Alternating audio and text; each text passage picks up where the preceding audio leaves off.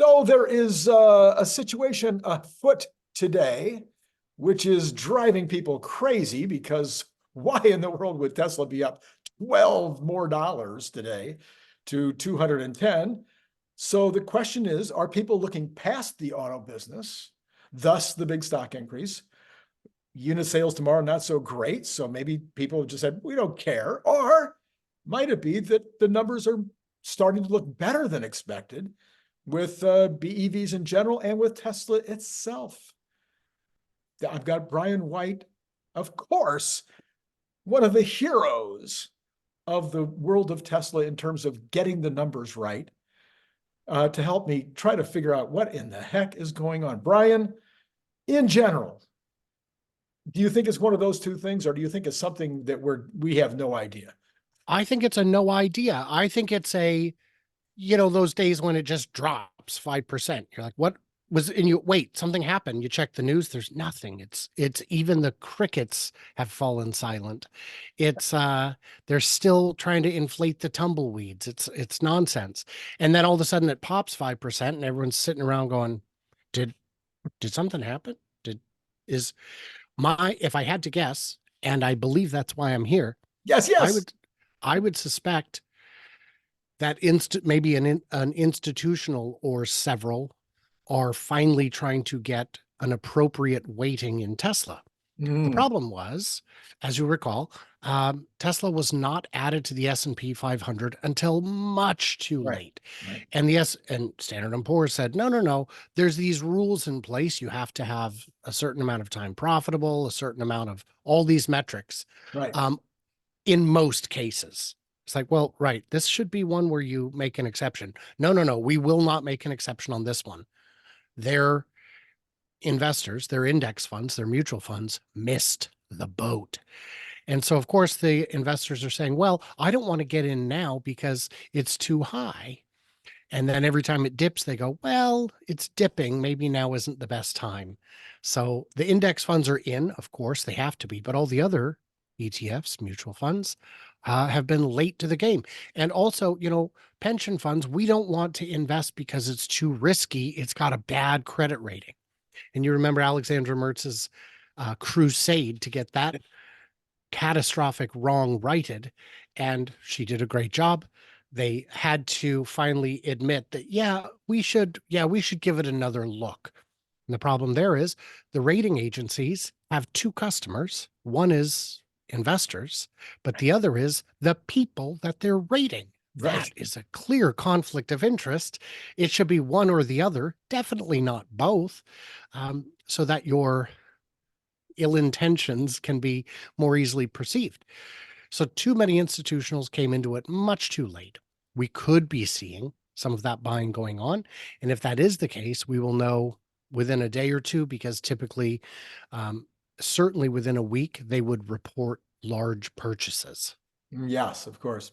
All right. Well, let's look at some of the numbers about the numbers, some of the things that are coming in this morning, even that might be impacting even your decision a day before the numbers are actually set up. But we'll ask you later to refresh your number or not. So Tesla's, I will give you my refresh number when you ask, but I will be going live at noon. So if this is not already out by noon Pacific, jump over to my channel and that video is ready. This will be going out around the same time, maybe 11:30, maybe 11, maybe noon, around the same time. Yeah. Okay. All right. So Tesla's in the first 6 months of this year was number one in Sweden of all cars. Wow. Wow. In Sweden. That was nice. Pretty. So that this morning. All right. FactSet came out this morning and still has a 436 average. Yeah. Down from 440 or 445, but still at 436. Yeah. That could set us up for a miss tomorrow, but there you go. That's what it is. Now, of course, AJ has become a big star. He might be on X. He might be a bigger star than you or me. I think he's bigger than both of us combined because he does fantastic work. Somebody once recently said, boy, AJ, you should do an interview with @FutureAuza because he would respect your privacy or anonymity and all that. And I responded saying, I actually have standing permission to use AJ's tweets with credit because we are both in the Rebellionaire group. We have a good working relationship, and you know, I appreciate him because he will dig deep into the financials of all the companies. Right. We don't know what his background is, but I would guess financial based on the Yeah. strength of his analysis. I think he has kind of said that roughly, again, in the financial world, in some kind of capacity. So he says this morning, Tesla will remain globally the largest seller of electric vehicles for the BEVs, not counting, of course, hybrids, for the trailing 12 months to June, since number one, BYD sold 1,686,761 BEVs as of June. Tesla sold in the 9 months to March already 1,306,376, and hence these only 380,385 BEV sales in quarter two to match BYD's 12-month sales rate. So for the trailing 12 months, Tesla is going to do it for sure. Thoughts? Well, we don't know what BYD's numbers are, but we can get a pretty good picture because the majority of their sales are in China, where they are registered throughout the quarter. So when he's looking at that, there's not a lot of guesswork, unlike Tesla, where so many markets don't report, especially big markets like the US. There's a lot more guesswork involved. If you were to be at the channel that says, I'm going to predict BYD's quarterly sales, you'd be within a fraction of a percent every quarter because you only need to guess the last few days. So plus international, which is again a small part of their business. So I think I would say it's great, but at the same time, I think these are bad numbers for Tesla. I'd like them to be 50% higher. And I'd like BYD to be 50%. I'd like everybody to keep climbing and quickly. So he goes on to say, and so this way I am not interfering with my pledge to Troy not to release his numbers early. Oh. So this is, I'm quoting from AJ. Troy is at 423,000. He's up from 414, I think, 413 last week. So there's a big jump for him because of last minute information coming in. I'm thinking that's a little low this quarter, says AJ. He says I'm sorry, yeah, he's at 430 now. So AJ jumped his up from 419 to 430. Right. So he'll share final income statement forecast with subscribers, etc. Okay. Bodes well for the second half, wouldn't you say? Doesn't all this well? I would. I haven't seen Troy's numbers. Troy has blocked me and many, many other YouTube and Tesla personalities because dissent is not welcome. I do think his numbers are a bit low. He has had some pretty good numbers in the past. Not always the best, but yeah, I'd be curious to know what he's thinking. My concern with Troy's numbers are that they change so radically. Yeah. I mean, he's jumping by 5% in the final week. That means he's not predicting the future. He's predicting the present, which is a whole lot easier. And really, mostly he's predicting the past, which is the easiest thing to predict. But I think, what did you say, 420? 423 for him, and AJ is going to 430, and then James Cat, who is the only cat out there beating your, well, I don't know. You've always been the champion of the production, and you've not been quite the champion in the shipping department. Right. But what do you call it? James Cat has been. He's been consistently number one. He has not given us a last number that I've seen yet, but he did say that he would predict it might be more likely to be over 430 than under, and might be as high as 440. But I haven't seen a final number from him yet. So I don't know James Cat very well, but I have seen his numbers and they are very good. For deliveries, I don't usually give a deliveries number. This quarter I have. I sent, Peggy got in touch with me over the past week, and I said I would get it to him, and I have.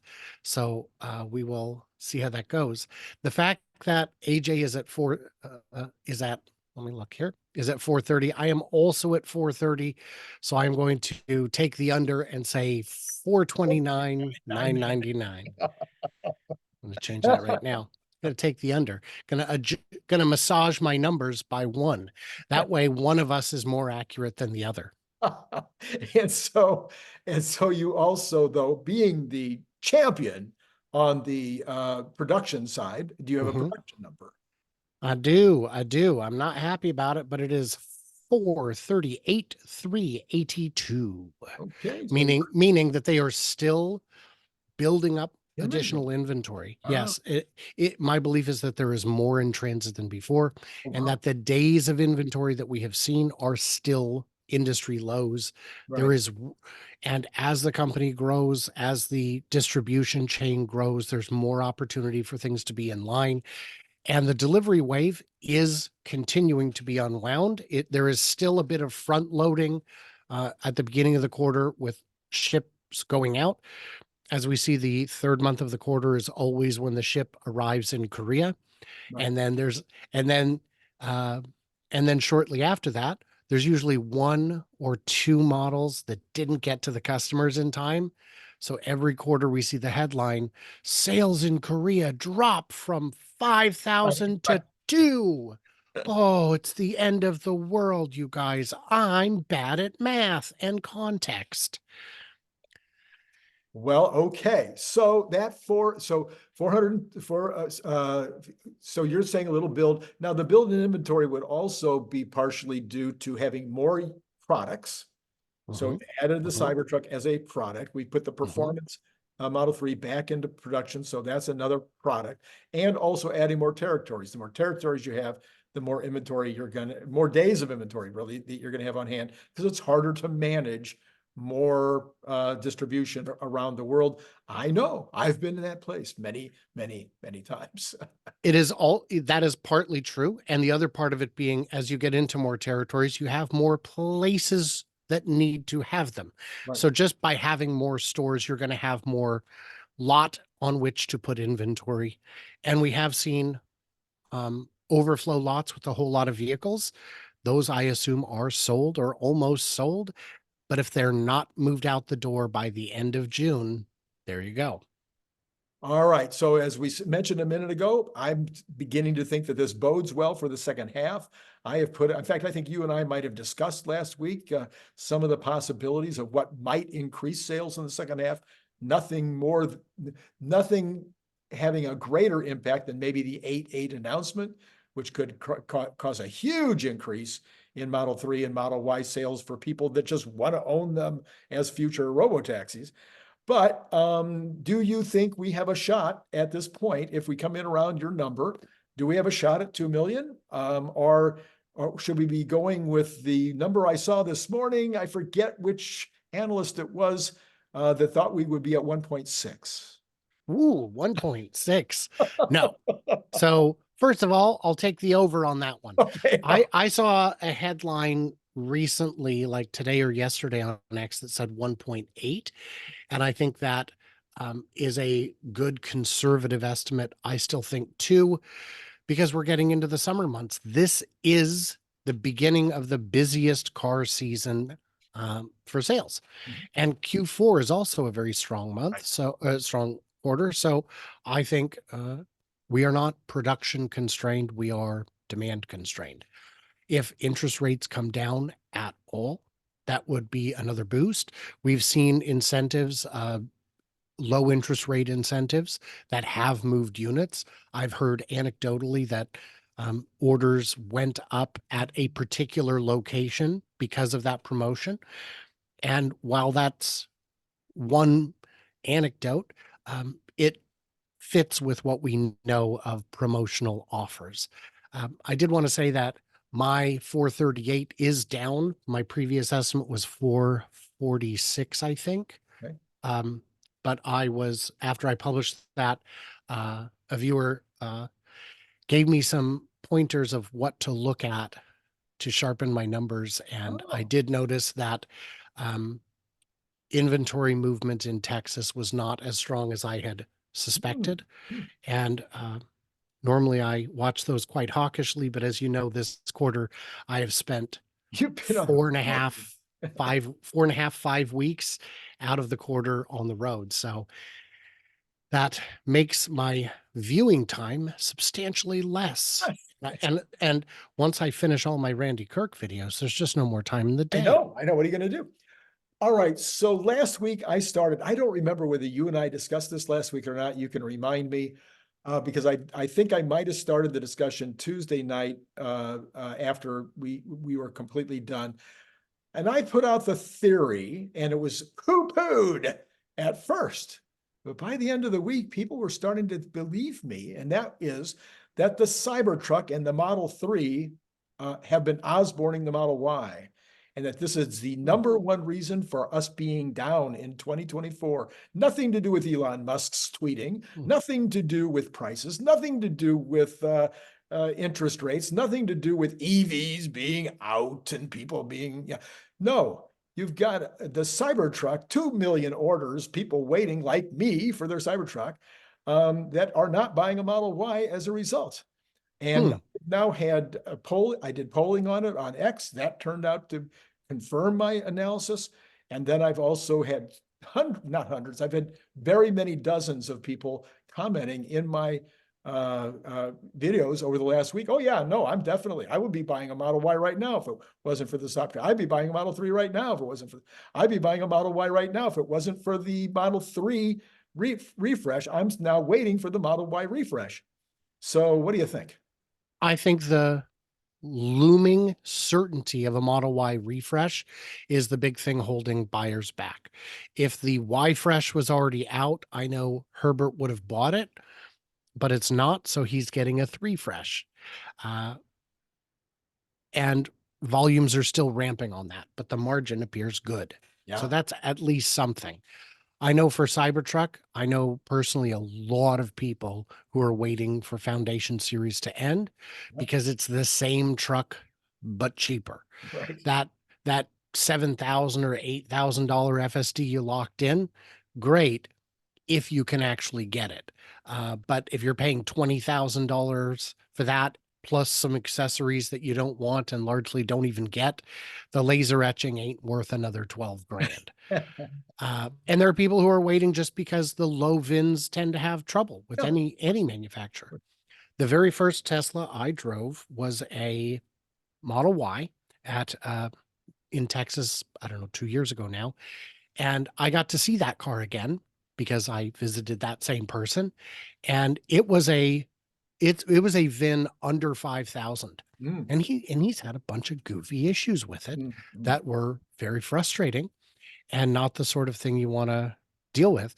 And so his thought was, I don't want to pay the 20 grand extra and I don't want a low VIN again. Right. So he's waiting for both of those things to pass. My concern is more that the Cybertruck is definitely taking sales from the S and X. Absolutely. Yes. Those were the flagships. So I've accounted for that in my 438. And the Cybertruck volumes are not sufficiently ramped, in my opinion. You know, when the S and X were fully ramped before the 3 came out, they were each cranking about 1,000 a week. Yeah.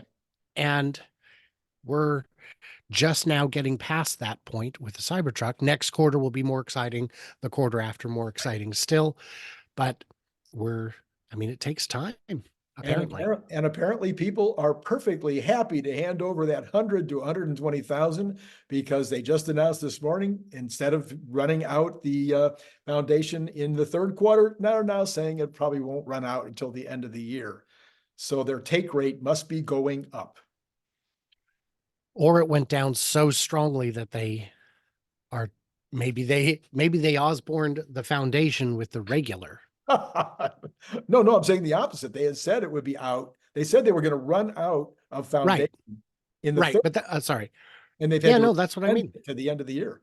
Right. But maybe the sales went down so bad on the Foundation series that they're like, oh no, we'll have to end it next week. Quick, tell them it's not coming until the end of the year so people will still buy. I see. The much fancier Psychology, yes. $12,000 laser etching. That's right. That's right. All right. Well, okay. Any last thoughts on the Yes. numerology? Well, I would also say there are people who won't take delivery until FSD is on that truck, Oh, yeah. because we have been spoiled by autonomy. Yes, the Cybertruck still has lane departure. And I don't mean lane departure warning. I just mean lane departure. If you keep driving, you will depart your lane. But there are people who just need some degree of autonomy. I have a friend who's driving up from California for my big July 3rd birthday celebration. Yeah. Everyone's welcome. See you there, Randy. You're coming, I'm sure. But he's driving the Cybertruck and he doesn't have autopilot. It's got to be killing him. So I think that's another hesitation. That's another drag on sales. But as long as Cybertruck is still fully sold, then what are you going to do? That's right. And I have seen people who put in their reservation a year after who've already been contacted. That doesn't mean we've gotten through the full 2 million. It means that all of those people who ordered 50 or 100 took delivery of one, and because they wanted a robotaxi network, it ain't ready. And all the people in territories outside the US are not yet eligible to take delivery. So they're passed over as well. Demand remains strong. Yeah. And yeah, if you want one in 3 years, order it today. Or now, yes, exactly. All right, Brian, listen, that was great. I really appreciate it. I did remember that we also, there was one more person that we didn't get their no, I think I got it all. Okay. All right, we're done. That's it. All right. I do from time to time, being aged, the brain sometimes doesn't connect exactly the same as it always used to. We're learning so much about that now. It's been great talking to you, as always, Brian, and to all of you out there.